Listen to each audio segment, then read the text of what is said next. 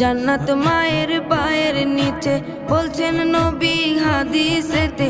জান্নাত মায়ের পায়ের নিচে বলছেন নবী হাদিসেতে। দয়াল নবীর কথা তোমার ভালো লাগে